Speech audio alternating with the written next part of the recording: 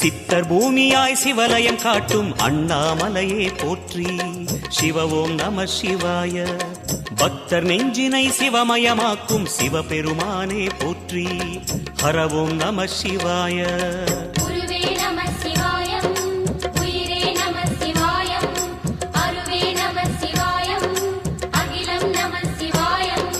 நம சிவாய நம சிவாய ஓம் நம சிவாய. நம சிவாய நம சிவாய ஓம் நம சிவாய.